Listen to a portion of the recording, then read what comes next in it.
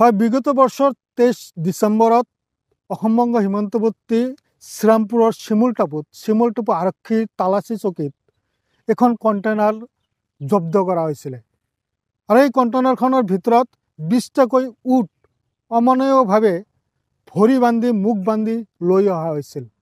কণ্টেইনাৰখনৰ ভিতৰতে সেই মুহূৰ্ততে 3টাকৈ উটৰ মৃত্যু হৈছিলে আৰু এই উটসমূহ পৰৱৰ্তী সময়ত আৰক্ষীয়ে স্থানীয় যি খোৱাৰ আছে হাড্ডি, সেই হাড্ডিত ৰখা হৈছিল আৰু তাৰ পিছতে দেখা গৈছে যে ইয়াৰ যি খাদ্যৰ অভাৱ, ইয়াৰ যি জলবায়ুৰ পৰিৱৰ্তন আৰু অনাৰ সময়ত যি মুখ আৰু ভৰি বান্ধি লৈ আহিছিলে তাৰ কাৰণে কিন্তু পৰৱৰ্তী সময়ত আৰু 3টাকৈ উটৰ মৃত্যু হৈছে।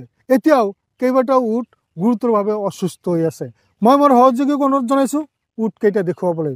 মই উট যিখন ঠাইত ৰখা হৈছে সেই ঠাইত মই উপস্থিত আছোঁ আৰু এই উটসমূহ মই দেখুৱাবলৈ আমি যত্ন কৰিছোঁ। যেহেতু আজি প্ৰায় 10-12 দিন হৈ গ'ল আৰক্ষীয়ে এই উটবোৰ উদ্ধাৰ কৰিছে, কিন্তু যেহেতু আমি ক'ব লাগিব মৰুভূমিৰ জীৱ এইবোৰ ৰাজস্থানৰ পৰা পঞ্জীয়নভুক্ত এখন গাড়ীৰে কণ্টেইনাৰেৰে লৈ অহা হৈছিলে। ইয়াৰ যি খাদ্যাভ্যাস সেয়া পৰিৱৰ্তন হৈছে, ইয়াত প্ৰয়োজনীয় খাদ্য পোৱা নাই বা যি ইয়াৰ জলবায়ুৰ পৰিৱৰ্তন, ইয়াৰ কাৰণে কিন্তু উটসমূহ বৰ্তমান অসুস্থতা অনুভৱ কৰিছে বা অসুস্থ হৈ আছে আৰু কিমান দিনলৈকে এই উটসমূহ যদি এনেদৰে ৰখা হয়, ইয়াৰ কি পৰ্যায়ত থাকিব সেয়া কিন্তু আমি ক'ব নোৱাৰোঁ। ইয়াত প্ৰকৃতিপ্ৰেমীসকল আছে, সিহঁতে কি কৰিছে সেইখিনি কথাও আমি জানিব পৰা নাই। আমি কথা পাতিব বিচাৰিম আমাৰ খোৱাৰৰ এগৰাকী ব্যক্তি আছে, ঘৰৰ লগত জড়িত, উটসমূহ চোৱা চিতা কৰি আছে। উটৰ অৱস্থা কেনেকুৱা? উটৰ অৱস্থা বহুত বেয়া হৈ আছে। তাতে বা কি খুৱাইছে, ইয়াতে আমি কি খুৱাই আছোঁ, কোনো ঘাঁহ নাই, কিবা নাই, কি খুৱাম আমি? ইয়াতে কিবা এটা ব্যৱস্থা কৰক, এতিয়া গৰুচলাক দি দিয়ক, যাতে যাৰ পৰা আছে তাতে ৰিটাৰ্ণ কৰি দিয়ক। ইয়াতে বিৰাট আমি অসুবিধাত আছোঁ। এতিয়া মাল কি ঘাঁহ খুৱাম, কি খাই সিহঁতে, আমিতো বুজি পোৱা নাই এতিয়ালৈকে। কি খুৱাম না খুৱাম বুজি পোৱা নাই। বহুত বেয়া হৈ আছে, মৰি আছে, এটা এটাকে মৰি আছে। ইমান দিনে কেইটা উট মৰিলে? মোৰ 3-4টা উট মৰছে। 6টা আগততো মৰছে আৰু আগত পিছত 4টা মৰছে। কিয় আচলতে ইয়াৰ যি খাদ্য বা কি খুৱাব লাগে আচলতে? সিহঁতে বা কি খুৱাইছে আমিতো গম নাপাওঁ সিহঁতে কি খুৱাইছে।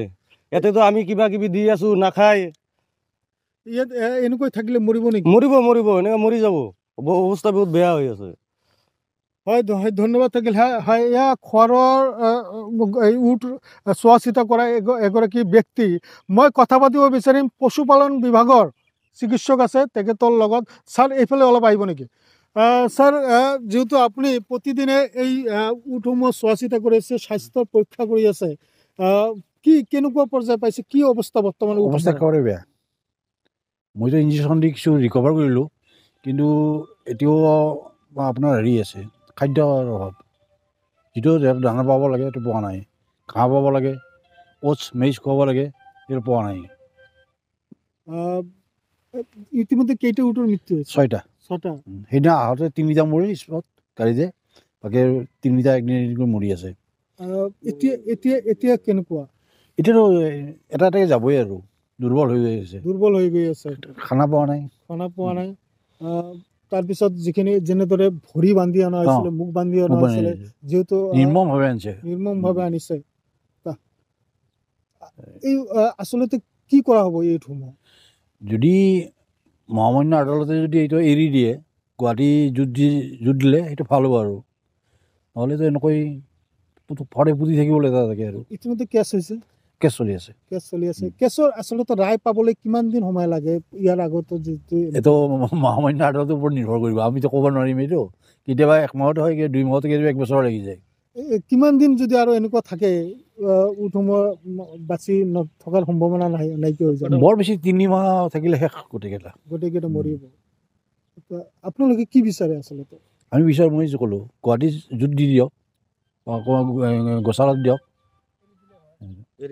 যিহেতু প্ৰকৃতি প্ৰেমীসকলো আছে, এইসকলে কিবা ব্যৱস্থা গ্ৰহণ কৰিছে নে? আজিলৈ কোনো অহাই নাই দেখোন।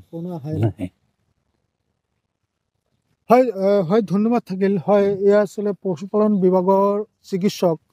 তেখেতে প্ৰতিদিনে এই উটসমূহ চোৱা চিতা কৰি আছে।